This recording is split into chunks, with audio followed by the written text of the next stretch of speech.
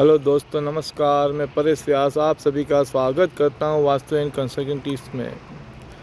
आज आपके सामने मैं ईशान कोने के बारे में बातचीत करने आया हूं। प्लीज़ आप मेरी बातें ध्यान से सुने। ईशान कोने का फ़ायदा, गैर फ़ायदा, उधर क्या क्या होना चाहिए और क्या क्या नहीं होना चाहिए, आप ध्यान से सुने, समझे और मेरे चैनल को लाइक और सब्सक्राइब कीजिए। इसके पहले जिसने जिसने मुझे लाइक और सब्सक्राइब किया उसका खूब खूब धन्यवाद। ईशान कोना वास्तुशास्त्र के अंदर सबसे पवित्र कोना माना गया है और सबसे पावरफुल कोना भी माना गया है। क्यों? क्योंकि वहाँ ईश्वर का वास है। ईश्वर का वास होने की वजह से वहाँ क्या होना चाहिए? वहाँ पूजा रूम होनी चाहिए। पूजा रूम अगर आप अपने मकान में बना सकते हो स्पेशली तो बहुत बढ़िया है।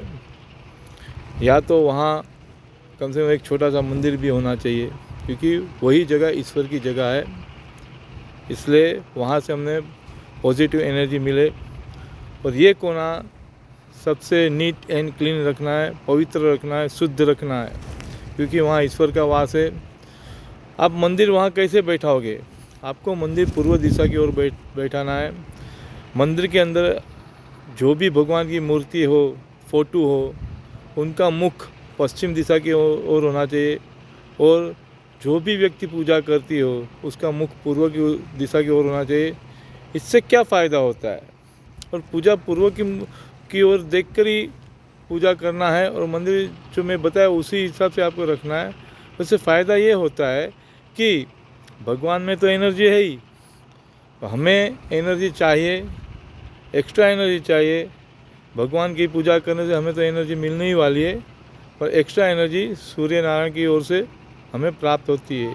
इसलिए हमें उसमें इस प्रकार से पूजा करने से काफ़ी शुभ फल मिलता है और रुके हुए काम भी पूरे हो जाते हैं। दूसरा क्या होना चाहिए? वहाँ बुजुर्ग लोग के लिए बेडरूम होना चाहिए। बुजुर्ग लोग जो कम से कम 60-65 साल के हो गए हो, उनको वहाँ ईशान कोने में सुलाया जाता है, पूर्व साइड मुख सर रख के। और दूसरा, बच्चे लोग के लिए पढ़ाई का रूम भी बना सकते हो आप। पढ़ाई का रूम बनाए तो बच्चे लोग किस प्रकार पढ़ाई करें, वो भी पूर्व दिशा की ओर मुख रख के ही पढ़ाई करें। ताकि उससे क्या फ़ायदा होता है? उससे फ़ायदा ये होता है बच्चे लोग को पढ़ाई में ध्यान रहेगा, बल बुद्धि विद्या मिलेगी और सात्विक विचार आएंगे, पॉजिटिव विचार आएंगे उनको, इसलिए वो पढ़ाई में अव्वल नंबर आ सकते हैं। वहाँ क्या नहीं होना चाहिए? वहाँ टॉयलेट नहीं होना चाहिए और रसोई घर नहीं होना चाहिए। टॉयलेट होने से क्या नुकसान होता है? टॉयलेट होने से धन में हानि होती है और मानसिक तनाव रहता है घर के अंदर, और जो भी काम करने जाते हो उसमें आपको सफलता प्राप्त नहीं होती।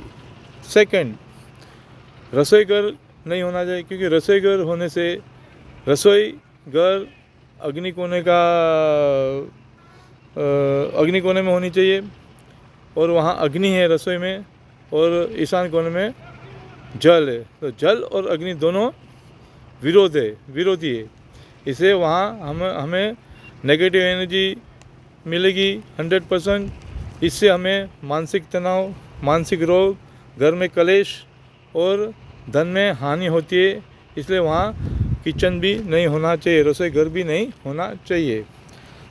ये कोना सबसे पवित्र कोना होने की वजह से हमें उसे नीट एंड क्लीन रखना जरूरी है।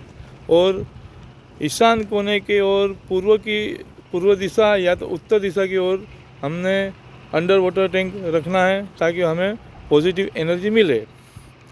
अभी आपको मैंने ये बातें बताई, आप समझोगे तो प्लीज़ मेरे चैनल लाइक और सब्सक्राइब कीजिए।